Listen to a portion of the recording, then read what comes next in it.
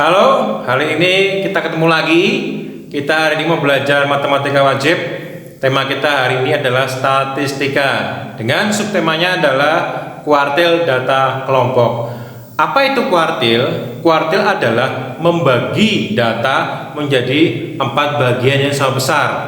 Bagian yang pertama dari 0 sampai 1/4 itu istilahnya adalah kuartil 1 atau kuartil bawah. Dari awal sampai pertengahan sampai tengah-tengah istilahnya adalah kuartil 2 atau kuartil tengah atau median. Sedangkan dari awal sampai 3/4 bagian itu namanya adalah kuartil 3 atau kuartil atas. Nah, misalnya kalau dulu ketika di SMP kita belajar kuartil data tunggal. Misalnya saya punya data angka 1 sampai 11. Ada 11 angka. Dari 11 angka itu kita mau cari siapakah Q1-nya, siapakah Q2-nya, siapakah Q3-nya. Bagaimana caranya? Kita urutkan dulu dari angka 1 sampai angka 11. Seperti ini. Setelah diurutkan, sekarang kita lihat di antara 1 sampai 11 ini siapa tengah-tengahnya. Setelah kita urutkan, ternyata tengah-tengahnya adalah angka 6. Ya, angka 6. Setelah angka 6 kita ambil tengah-tengahnya, berarti kita dapat tuh Q2-nya siapa? Q2-nya adalah angka 6. Setelah Q2 angka 6 dapat, sekarang kita lihat dari angka 1 sampai angka 5 ini tengah-tengahnya siapa? Kalau ada angka 1, 2, 3, 4, 5, maka tengah-tengahnya adalah di angka ke-3. Nah, berarti angka 3 ini sebagai apa? Sebagai Q1, kuartil satunya. Sudah ketemu, Q1 sudah ketemu, Q2 tengah sudah ketemu, sekarang kita cari Q3-nya. Lihat angka 7, 8, 9, 10, 11. Dari kelima angka ini tengah-tengahnya siapa? Ternyata angka 7, 8, 9 di sini. Di sini angka 9. Jadi untuk kuartil 3-nya adalah 9. Itu contoh pembahasan untuk kuartil data tunggal ketika di SMP. Nah, sekarang karena kita sudah SMA, kita mau belajar bagaimana kalau kuartilnya data kelompok. Oke, kita coba ya contohnya. Carilah nilai Q1, Q2, dan Q3 dari tabel seperti ini. Nah, apa yang kita lakukan pertama kali? Setelah kita ngerti tabelnya seperti ini, kita cek dulu berapakah sigma F-nya atau jumlahnya. Setelah kita jumlahkan semua, simbolnya di bawah seperti ini, sigma F. Berapa nilainya? 60 anak. Ternyata ini totalnya ada 60 anak. Kemudian kita buat satu kolom lagi di samping kanan. Namanya adalah frekuensi kumulatif. Frekuensi kumulatif. Bagaimana cara mencarinya? Lihat angka 2. Berarti kita mulai startnya dari angka 2 juga. Angka 2 taruh sini. Ini angka 2. Setelah ketemu angka 2, angka 2 ini ditambahkan dengan 8. 10 taruh sini hasilnya. Ini 10. Lagi 10 ditambahkan dengan 11. 21 taruh di sini hasilnya. 21. Terus 21 ditambah 18 taruh sini hasilnya. 39. 39 ditambah 10, 49 taruh sini hasilnya. 49. Terus 49 ditambah 8 taruh sini 57. 57 ditambah 3 taruh sini 60. Nah, sekarang kita tahu ternyata hasilnya dia apa? Sama. Berarti benar ya. Setelah itu kita mau mencari kuartil pertama dulu. Nah, rumus Q1 atau kuartil pertama itu apa rumusnya?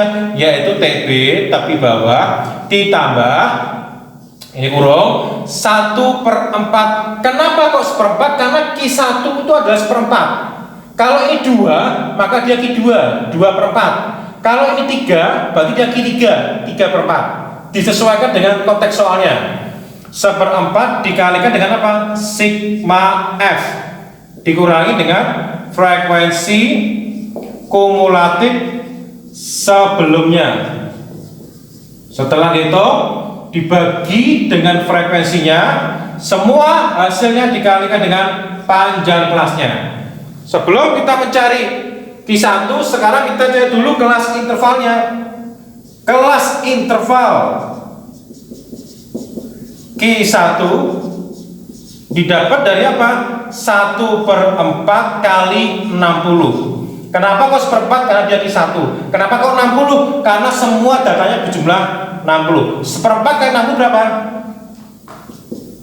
15. Nah, sekarang kita cek frekuensi kumulatif mana yang cocok masuk angka 15. Apakah angka 2? Tidak mungkin, masih jauh. Apakah 10? Tidak mungkin, karena dia 15. Artinya kelas interval 15 ini cocoknya masuknya ada di area yang ini. Nah, area di kelas interval 51 sampai 55. Kenapa? Karena 15 sudah lebih dari 10 dan masuk di area di sini. Tidak mungkin kita pakai 39 ya, karena 15 ada di area ini. Setelah ketemu kelas intervalnya, yang kita cari kemudian adalah tepi bawah. Nih, tepi bawah rumusnya apa? TB sama dengan BB dikurangi 0,5. Batas bawahnya berapa? 51. Berarti TB sama dengan 51 dikurangi setengah. Berarti TB sama dengan 50,5. Hasilnya ini nanti taruh di sini. Sehingga Q1 sama dengan 50,5 ditambah 1/4 dikalikan sigma F nya berapa nih? 60 kalikan 60 dikurangi frekuensi kumulatif sebelumnya. Sebelum angka 21 siapa? 10. Nah, 10 inilah nanti yang dinamakan sebagai frekuensi kumulatif sebelumnya. Ini sebagai frekuensi kumulatif sebelumnya angka 21 adalah 10. 10 taruh di sini. Berarti dikurangi 10 dibagi dengan frekuensi kelasnya. Frekuensinya kelas ini berapa? Ternyata 11. Jadi frekuensinya kita pakai yang angka 11. Dibagi 11, hasilnya dikalikan dengan panjang kelas. Panjang kelas ngitungnya bagaimana? Dari 51 sampai 55 kita pakai manual ya. 51, 52, 53, 54, 55. Berarti panjang kelasnya ada berapa? Ada 5. Dikalikan 5. Q1 sama dengan 50,5 ditambah seperempat kali 60 berapa? 15 dikurangi 10 dibagi 11. Kita hitung dulu nanti, baru dikalikan dengan 5. Q1 sama dengan 50,5 ditambah 5/11 dikalikan 5. Setelah kita hitung, ternyata hasil perkalian ini adalah 2,3 dan didapat kuartil pertama adalah 52,8. Ini adalah hasil perhitungan untuk contoh soal yang seperti ini. Sekarang kita cek angka 52,8 ini apakah masuk di area 51 sampai 55. Oh, ternyata masuk. Berarti contoh soal yang seperti ini bagus karena hasil perhitungan dan realnya sama. Kadang-kadang kita menemui hasil kuartil satunya ada yang di atas ini atau di bawah ini. Soalnya jelek tapi tetap bisa dihitung. Nah, sekarang kita coba dengan soal yang sama, kita mau mencari nilai kuartil 2. Q2 rumusnya adalah tepi bawah ditambah 2/4. Kenapa kok 2? Karena kita tanyanya Q2. Kalau kita tanya Q3, berarti ini 3/4. Ya, berarti 2/4 dikalikan sigma F dikurangi frekuensi kumulatif sebelumnya, kemudian semuanya dibagi dengan F, baru dikalikan dengan panjang kelas. Nah, sebelum kita mencari Q2, kita cari dulu yang pertama adalah kelas intervalnya. Kita mau mencari kelas interval untuk Q2. Caranya bagaimana? Caranya adalah 2/4 dikalikan 60. Berapa hasilnya? Ternyata 30. Setelah ketemu 30, sekarang kita lihat di antara frekuensi kumulatif ini mana yang cocok masuk 30. Apakah angka 2? Tidak mungkin, terlalu jauh. 10 masih jauh. 21 belum bisa. Cocoknya dia masuknya di kelas interval yang 39 ini. Dari 56 sampai 60. Karena 30 sudah masuk di anggota 39 ini. Sehingga kelas intervalnya untuk yang kedua adalah dari 56 sampai 60. Yang ini. Setelah kita menentukan kelas intervalnya, sekarang kita tentukan berapakah TB-nya. TB didapat dari BB dikurangi setengah. Berarti TB sama dengan 56 dikurangi setengah. TB sama dengan 55,5. Hasilnya 55,5 ini taruh di sini. Berarti kita peroleh Q2 sama dengan 55,5 ditambah kurung kurawal ya 2/4 dikalikan sigma F. Sigma F berapa nih? 60 dikalikan 60 dikurangi frekuensi kumulatif sebelumnya. Sebelum 39 berapa? Sebelum 39 adalah 21 yang ini. Nah ini adalah frekuensi kumulatif sebelumnya. Jadi sebelum angka 39 ini siapa? 21. Taruh di sini. Dikurangi 21 dibagi dengan frekuensi dia. Lihat kelasnya yang ini frekuensinya berapa? Frekuensinya adalah 18. Jadi nanti F-nya atau frekuensinya diambilnya adalah angka 18. Taruh sini. 18. Setelah itu dikalikan panjang kelas. Panjang kelasnya berapa kita hitung nih dengan cara manual ya. 56, 57, 58, 59, 60. Jadi panjang kelasnya adalah 5 dikali 5. Q2 sama dengan 55,5 ditambah 2/4 kali 60 berapa? 30. 30 dikurangi 21/18. Kita kerjakan dulu baru nanti dikalikan 5. Q2 sama dengan 55,5 ditambah berapa nih? 9/18 dikalikan 5. 9 sama 18 kita coret-coret 2. Kemudian 5 dan 2, 5 dibagi 2 bisa menjadi 2,5. Berarti kita peroleh nilai dari Q2 didapat dari 55,5 ditambah 2,5. Berapa hasilnya Q2? Sama dengan 58. Jadi nilai Q2 untuk soal ini adalah 58. Kemudian kita cek nilai 58 ini apakah masuk di antara 56 sampai 60? Oh, ternyata masuk di antara ini. Kalau soal seperti ini berarti dia soalnya bagus. Kenapa? Karena hasil perhitungan dengan real hampir sama. Kadang-kadang kita ketemu Q2-nya ada yang di atas, kadang-kadang ada di bawah. Nah, ini soalnya jelek tetapi bisa dihitung.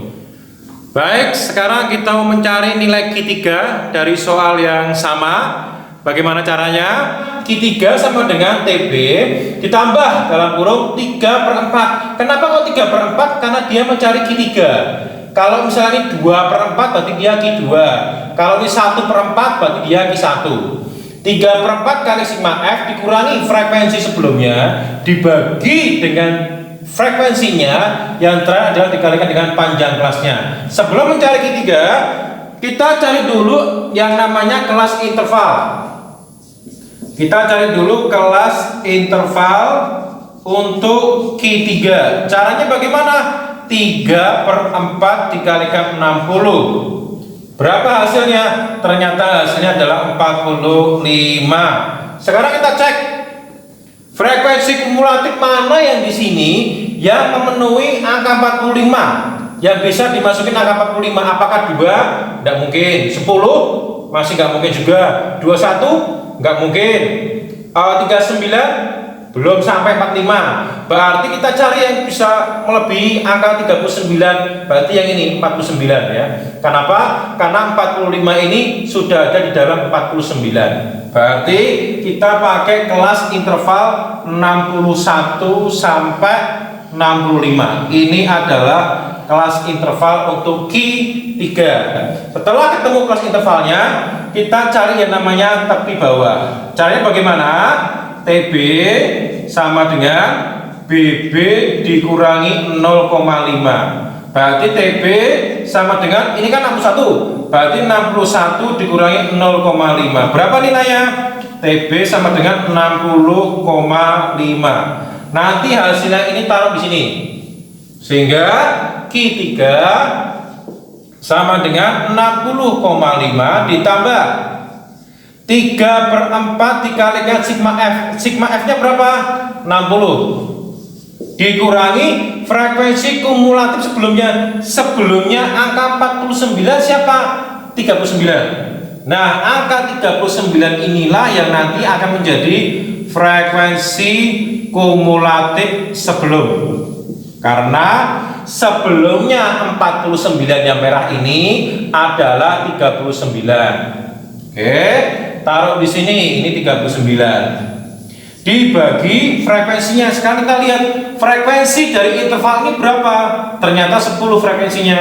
Jadi nanti frekuensinya kita ganti dengan angka 10. Dibagi 10 dikalikan panjang kelasnya. Sekarang kita hitung panjang kelas 61 sampai 65 berapa? 61, 62, 63, 64, 65. Berarti panjang kelasnya adalah 5.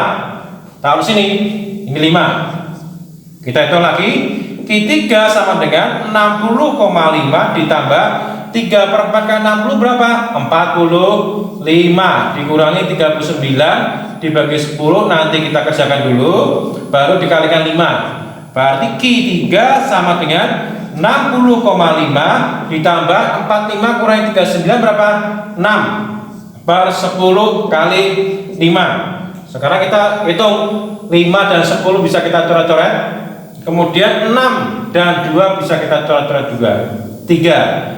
Jadi hasilnya adalah 60,5 ditambah 3, yaitu 63,5. Ini adalah hasil perhitungan Q3 untuk model soal yang ini. Sekarang kita cek 63,5 apakah dia masuk di antara 61 sampai 65. Ternyata dia masuk. Berarti soal ini bagus karena hasil perhitungan dan realnya sama. Kadang-kadang kita bisa ketemu Q3-nya ada di atas ini atau di bawah. Soal itu berarti jelek, tetapi bisa dihitung. Demikian pembahasan untuk materi kuartil data kelompok. Saya berharap anak-anak semakin mengerti. Saya berharap bisa menolong pemahaman kalian mengenai konsep kuartil data kelompok. Dan jangan lupa dukung channel ini dengan cara like dan subscribe YouTube-nya supaya channel ini semakin berkembang dan semakin banyak anak-anak di Indonesia yang semakin menyukai matematika. Terima kasih, Tuhan Yesus memberkati.